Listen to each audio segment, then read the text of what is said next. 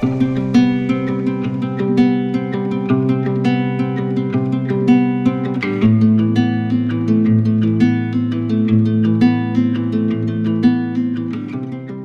en Ser Historia y lo hacemos adentrándonos una vez más en esa historia de las palabras, que es en definitiva historias de la historia, casi.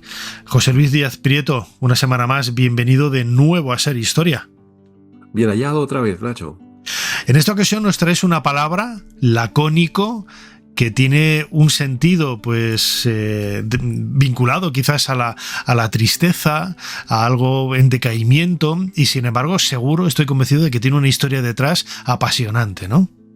Pues hombre, como todas las palabras, siempre escogemos palabras con historia, y eso significa que son palabras cuyo significado o cuyo origen tiene relación pues con un acontecimiento histórico o con algo de la historia, porque buscamos palabras que nos motiven a viajar en el cronovisor a algún momento de la historia o algún personaje histórico, ¿no? Hoy vamos a hablar de laconismo, como tú bien has dicho, lacónico, ¿no? Lo oímos, no es una palabra muy usual, pero de vez en cuando sí que alguien dice, le contestó de una forma muy lacónica. Sí, que es como muy con decaimiento, ¿no? Con cierto sosiego, con cierta melancolía. Con mucha concisión, o sea, de una manera un poco fría, con concisión. Con concisión un poco hasta casi ofensiva, ¿no? Este señor me ha respondido de una manera muy lacónica, ¿no? Es una palabra menos usual, pero sí es una palabra perfectamente que podemos encontrar en el habla, no necesariamente oculta, ¿no? Y no significa, evidentemente, pasión como la mía por el lacón con grelos, que evidentemente traen por pues no tiene nada que ver con, aunque yo en ese sentido soy muy lacónico, en el sentido de lacón con grelos. Pero bueno, realmente es una palabra que tiene que ver con la Lacedemonia, que como sabes, la Lacedemonia sabemos que es una región en Grecia, de Grecia, del sur de Grecia, que, bueno, pues como ellos lo pronunciaban, Laquedemonia. Nosotros hemos transformado las Ks del griego y del latín, las hemos transformado en C suaves, ¿no? Entonces la Laquedemonia o la Laconia también es esa región griega en torno a Esparta, ¿no? Que era la gran rival de Atenas, ¿no? Entonces en español tiene ese sentido de concisión, de parquedad en las palabras, ¿no? Y lo bonito es por qué se asocia la palabra lacónico, que al fin y al cabo no es más que, o de Laconia, que no es más que una región, por qué se asocia precisamente a esta forma de ser, de ser lacónico. Y eso se lo debemos a alguien que también, como siempre, aconsejo que se lea, que es a Heródoto, Heródoto, sí. Heródoto bueno, se suele decir que Heródoto es el padre de la historia, porque realmente la primera obra que se puede reconocer, como sabes muy bien, que se puede reconocer como una obra histórica, son los 9 libros de historia de Heródoto. Entonces, Heródoto nos habla de los espartanos, es fantástico, de verdad que es maravilloso. Los 9 libros de historia son algo que es delicioso. Entonces nos habla de los espartanos y nos habla de algunas anécdotas en que se muestra que a los espartanos no les gustaba mucho hablar, les gustaba más dar golpetazos con las espadas y con los escudos, ¿no? Como Leónidas en la película de los 300, ¿no? En las Termópilas. Y nos habla de esa y nos lo cuenta con una anécdota muy bonita, una anécdota que está en el tercero de sus 9 libros de historia, que la voy a contar muy rápidamente, capítulo, me parece que es el 96, y donde nos dice que llegaron a Esparta, nos cuenta Heródoto, que llegaron a Esparta los habitantes, los pobres autoridades de Samos, que habían sido expulsados de la isla por un tirano. Tirano ya sabes que en griego no significa exactamente un jefe malo, sino simplemente un jefe. Un jefe, efectivamente. Un jefe. Una palabra que se interpreta un poco mal cuando la llevamos al pasado, ¿no? Tirano era el jefe de una ciudad, o la autoridad efectivamente única de una ciudad. Bueno, pues entonces Polícrates había expulsado, nos cuenta Heródoto, había expulsado a las autoridades anteriores, las había expulsado de la isla. Y los samios, ¿no? Los samios van a Esparta a pedir ayuda. Y entonces se presentan ante los magistrados de Esparta y les explican con un aspecto también de míseros, de abandonados y con necesidad. Entonces hicieron un largo discurso pidiendo que por favor los espartanos les socorriesen. Los magistrados escucharon paciente y atentamente, y lo que nos dice Heródoto es que los magistrados le respondieron así: a ver, no hemos no recordamos lo que habéis dicho al principio. O sea, lo largo que era, ¿no? Una forma de decir que era demasiado largo el discurso. Sí. Y por otro lado, dijeron los magistrados, la parte final no la hemos entendido.